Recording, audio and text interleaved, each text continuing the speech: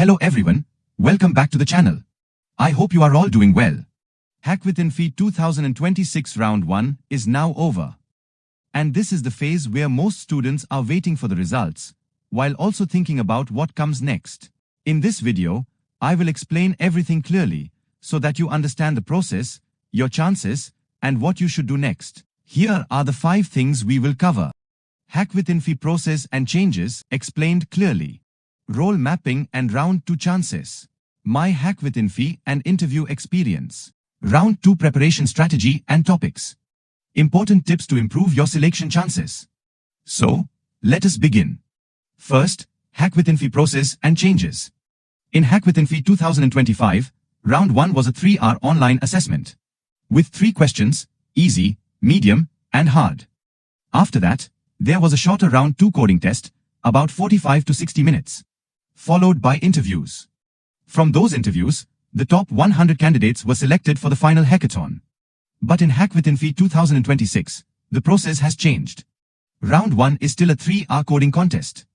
However, Round 2 is now also a full 3-hour coding assessment.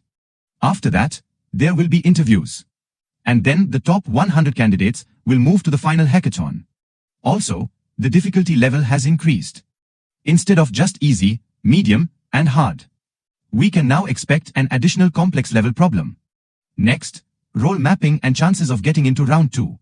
In previous years, candidates were mapped to roles like DSE or specialist programmer, based on Round 1 performance. For example, solving the easy problem completely and the medium problem partially could map you to DSE. Solving medium and hard with better performance could map you to specialist programmer. Now, based on this year's pattern, we can expect more roles, like DSE, specialist programmer L1, L2, and L3. Your role mapping may depend on how well you perform in Round 2. Now coming to your chances of getting shortlisted for Round 2. There is no fixed cutoff. But based on experience, we can estimate. If you solved the easy and medium problems completely, and made some progress on the hard problem, you have a good chance. If you solved the hard problem completely, and partially solved the others, you also have a chance. Even if you solved all questions partially, there is still some possibility.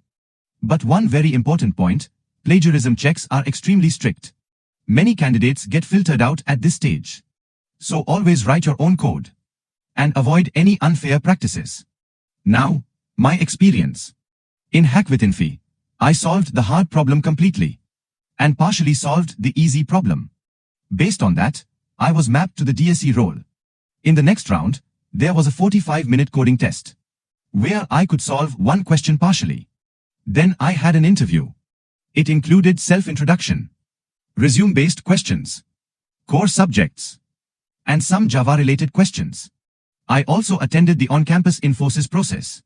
In that, I solved easy, medium, and hard problems completely, and partially solved a complex problem. I was interviewed for an L3 role.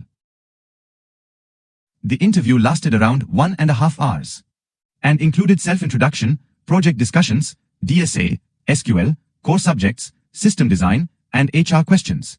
Now, what you should prepare next.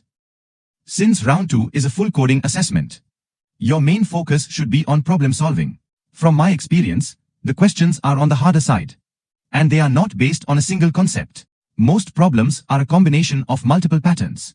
So you need to break the problem into parts and apply different concepts together. Important topics include trees, graphs, dynamic programming, strings, greedy methods, arrays, and segment trees. Focus on medium to hard level problems. Practice regularly.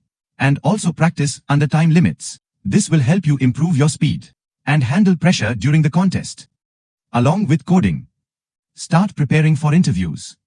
Revise your core subjects, like DBMS, OOP, and operating systems. Be ready to explain every project and every concept mentioned in your resume. Also, learn basic to intermediate system design concepts and design principles, especially if you are targeting higher roles like L2 or L3. Finally, some important tips. Round 2 is usually conducted in multiple shifts, so there is a chance that some questions may repeat.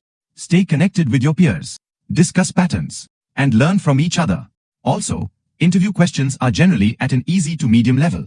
But your approach, clarity, and explanation matter the most. If you can clearly explain your thinking, you will stand out. So do not just wait for results. Start preparing now and use this time wisely.